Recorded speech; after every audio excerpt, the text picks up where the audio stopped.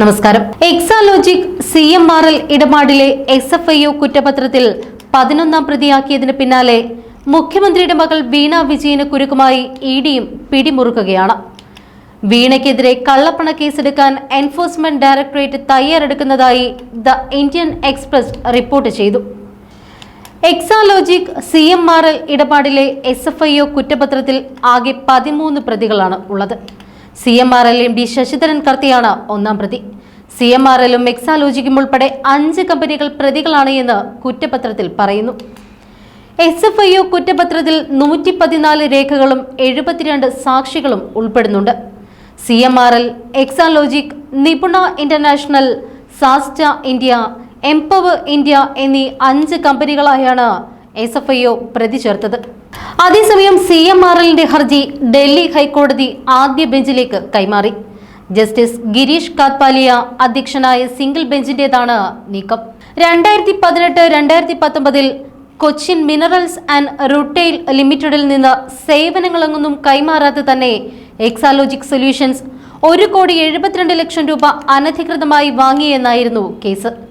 2023 ഒരു ആദായ നികുതി കേസിനെ തുടർന്ന് വീണ വിവിധ കേന്ദ്ര ഏജൻസികളുടെ നിരീക്ഷണത്തിലായിരുന്നു. കഴിഞ്ഞയാഴ്ചയാണ് വീണയ്ക്കെതിരെ കോർപ്പറേറ്റ് കാര്യ മന്ത്രാലയം പ്രോസിക്യൂഷന് അനുമതി നൽകിയത്. ഇതിനെ തുടർന്നാണ് SFIO കൊച്ചി കോടതിയിൽ കുറ്റപത്രം സമർപ്പിച്ചത്. കേസിന്റെ രേഖകൾ തേടി SFIOയ്ക്ക് ഞങ്ങൾ എഴുതിയിട്ടുണ്ട്. SFIOയുടെ കുറ്റപത്രത്തിൽ പറയുന്ന കുറ്റങ്ങൾ കള്ളപ്പണം വെളുപ്പിക്കൽ തടയൽ നിയമത്തിന്റെ പരിധിയിൽ വരുന്നതാണ്. രേഖകൾ പരിശോധിച്ച ശേഷം കേസെടുക്കുമെന്നും മുതിർന്ന ED ഉദ്യോഗസ്ഥൻ ഇന്ത്യൻ എക്സ്പ്രസിനോട് പറഞ്ഞു. 2013 കമ്പനി നിയമത്തിലെ സെക്ഷൻ 447 പ്രകാരമാണ് SFIO വീണയ്ക്കെതിരെ കേസെടുത്തിരിക്കുന്നത്. ഇത് PMLAയുടെ കീഴിൽ വരുമെന്നാണ് ED പറയുന്നത്. SFIO തുടർ നടപടികൾക്ക് സ്റ്റേ ഇല്ല. മാസപ്പടി കേസിൽ SFIOയുടെ തുടർ നടപടികൾ സ്റ്റേ ചെയ്യണമെന്നാവശ്യപ്പെട്ടുകൊണ്ട് CMRL സമർപ്പിച്ച ഹർജി ഡൽഹി ഹൈക്കോടതി ചീഫ് ജസ്റ്റിസിന് വിടുകയായിരുന്നു. SFIO കുറ്റപത്രം സമർപ്പിച്ച സാഹചര്യത്തിൽ ഹർജിക്ക് നിലനിൽപ്പില്ലാതായി എന്ന് ഹൈക്കോടതി ചൂണ്ടിക്കാട്ടി. കുറ്റപത്രം നൽകില്ല എന്ന വാക്കാലുള്ള ഉറപ്പ് ജസ്റ്റിസ് സുബ്രഹ്മണ്യം പ്രസാദ് നൽകിയെന്ന വാദമുയർന്ന സാഹചര്യത്തിലാണ് കേസ് ചീഫ് ജസ്റ്റിസിന്റെ തീരുമാനത്തിന് വിട്ടത്. ഏപ്രിൽ 22-ന് കേസ് ജസ്റ്റിസ് സുബ്രഹ്മണ്യം പ്രസാദ് പരിഗണിക്കും. തൽക്കാലം SFIO നടപടികൾക്ക് സ്റ്റേയില്ല. CMRLന് വേണ്ടി കപിൽ സിബലും കേന്ദ്ര സർക്കാരിനായി അഡീഷണൽ സോളിസിറ്റർ ജനറൽ SP രാജുവും കോടതിയിൽ ഹാജരായി. സ്റ്റേ ചെയ്യാത്തത് CMRLന് വലിയ തിരിച്ചടിയാണ്. ഏപ്രിൽ 22-ന് മുൻപ് കേസിൽ തുടർ നടപടികൾ SFIOയ്ക്ക് എടുക്കാം. തുടർ നടപടികൾ സ്റ്റേ ചെയ്യണമെന്ന CMRLന്റെ ആവശ്യം ഡൽഹി ഹൈക്കോടതി തള്ളുകയായിരുന്നു. SFIO അന്വേഷണം പൂർത്തിയായ സ്ഥിതിക്ക് പുതിയ ഹർജി നിലനിൽക്കുമോ എന്ന് കോടതി ചോദിച്ചു.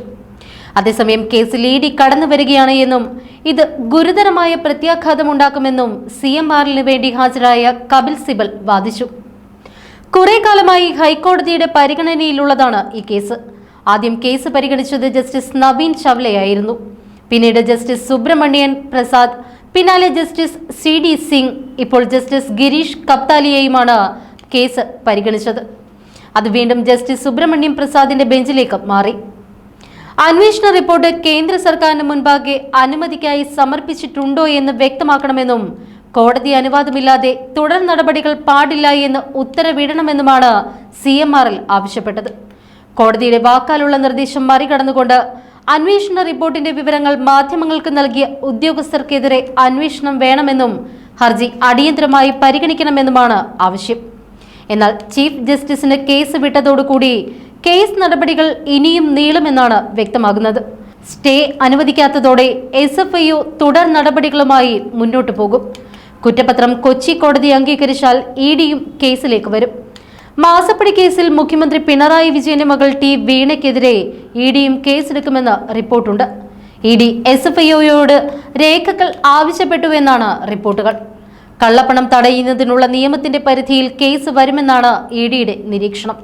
അതിന്റെ അടിസ്ഥാനത്തിൽ ED കേസ് രജിസ്റ്റർ ചെയ്യും.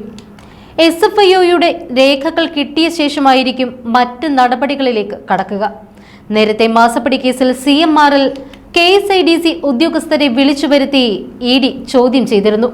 മാസപ്പടി കേസിൽ ED കൂടി എത്തുന്നതോടുകൂടി കോർപ്പറേറ്റ് ഫ്രോഡ് എന്നതിനപ്പുറത്തേക്ക് CMRL മാസപ്പടി ഡയറിയിലേക്ക് കൂടി അന്വേഷണം നീളാൻ സാധ്യതയുണ്ട്.